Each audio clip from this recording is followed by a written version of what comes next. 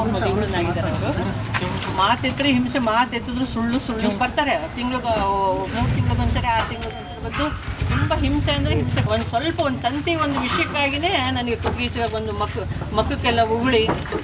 ಆಮೇಲೆ ನಾನು 6 ಗಂಟೆಯಿಂದ ಮನೆಗೆ ಹೊರಗಡೆನೇ ಇದ್ದು. ಅವತ್ತು ಗುಡುಗು ಸಿಡ್ಲು ಸಾಕಷ್ಟು ಮಳೆ ಬರ್ತಾಯಿತ್ತು. ಆಮೇಲೆ 8 ಗಂಟೆಗೆ ಮನೆ ಬಂದ್ರೂ ಮತ್ತೆ ಜಗಳ ಆಡಿದ್ರು. ಹೀಗೆ ತನ್ನ ಕಷ್ಟವನ್ನ ಹೇಳ್ಕೊಳ್ತಾ ಇರೋ ಈ ತಾಯಿಯ ಹೆಸರು ಅಕ್ಕಮಹಾದೇವಿ ಅಂತ.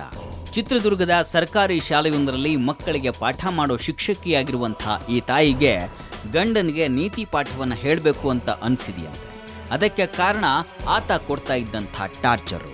ಅಂದ್ಹಾಗೆ ಈಕೆ ಆರೋಪ ಮಾಡೋದು ರಿಟೈರ್ಡ್ ಡಿವೈಎಸ್ಪಿ ಚನ್ನಬಸವಪ್ಪನವರ ಮೇಲೆ.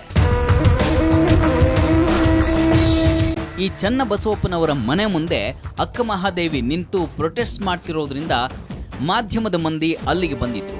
ಹಾಗೆ ಬಂದವರನ್ನ ರಿಟೈರ್ಡ್ ಸಾಹೇಬ್ರು ಯಾಕಿಲ್ಲಿಗೆ ಬಂದಿದ್ದೀರಾ ಅಂತನೂ ವಿಚಾರಿಸಿದ್ರು. ಇದೇನು ನಿಮ್ಮ ಮನೆ ಮುಂದೆ ಮಹಿಳೆ ಒಬ್ಬರು ಪ್ರತಿಭಟಿಸ್ತಾ ಇದ್ದಾರಲ್ಲ, ಏನು ಸಮಸ್ಯೆ ಅಂತ ಕೇಳಿದ್ರೆ ನಮ್ಮನೆ ಸಮಸ್ಯೆನ ನಾವು ಬಗೆಹರಿಸ್ಕೊಳ್ತೀವಿ ಅನ್ನೋ ರೀತಿಯಲ್ಲಿ ಮಾತಾಡಿದ್ರು. ಮನೆ ಸಮಸ್ಯೆ ನಾವು ಬಗೆಹರಿಸ್ಕೊಂತೀವಿ. ಅವರೆಲ್ಲ ಮನೆ ಸಮಸ್ಯೆ ಅಂದರೆ ಅವರೆಲ್ಲ ಹೊರಗೆ ಬಂದು ಗಲಾಟೆ ಮಾಡ್ತಿದ್ದಾರೆ. ಅವ್ರ ಮನೆಯೊಳಗೆ ನುಗ್ಗಿಬಿಟ್ಟು ನಾನು ನೀನು ಎಸ್ ಪಿ ಆಫೀಸ್ ಮುಂದೆ ಹೊಡಿತೀನಿ ಕೊಲ್ತೀನಿ ಅಂತಂದು ಯಾವನು ಕೇಳ್ತಾನೆ. ಎಸ್ ಪಿ ಆಫೀಸ್ ಮುಂದೆ ಹೊಡಿತೀನಿ ಅಂತ ಏನು ಅರ್ಥ ಇದೆಯಾ ಅಂದರೆ ಇವ್ರಿಗೇನು ಪೊಲೀಸ್ ಭಯ ಅಲ್ವಾ? ಎಸ್ ಪಿ ಆಫೀಸ್ ಬಾರು ಹೊಡಿತೀನಿ ಅಂತಂದು ಯಾರು ಸೇರಿಸ್ತಾರೆ? ಇವರ ಪ್ರಕಾರ ಆ ಅಕ್ಕಮಹಾದೇವಿ ಅದ್ಯಾರೋ 3ನೇ ಮಹಿಳೆ, ಅವಳು ನನ್ನ ಮಡದಿ ಅಂತೂ ಅಲ್ವೇ ಅಲ್ಲ ಅನ್ನೋದು ಅವ್ರ ವಾದ. ಇತ್ತ ಈ ಅಕ್ಕಮಹಾದೇವಿ ಈ ಚೆಲುವ ಚೆನ್ನಿಗರಾಯನಿಗೆ ಹೋದಲ್ಲೆಲ್ಲ ಹೆಂಡತಿರನ್ನ ಮಾಡ್ಕೊಳ್ಳುವಂಥ ಚಟ, ನಾನು ಅದರ ಅರಿವಿಲ್ಲದೆ ಬಿದ್ದುಬಿಟ್ಟೆ, ನಾನು ಅವರ 2ನೇ ಪತ್ನಿ ಅಂತ ಹೇಳ್ತಾ ಇದ್ದಾರೆ.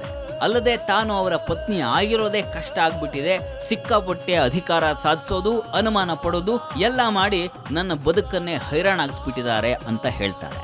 ಆದರೆ ಅವರು ಹೇಳೋ ಕಥೆನೇ ಬೇರೆ. ಹಾಗಾದರೆ ಅಸಲಿಗೆ ನಡೆದಿರೋದಾದ್ರೂ ಏನು?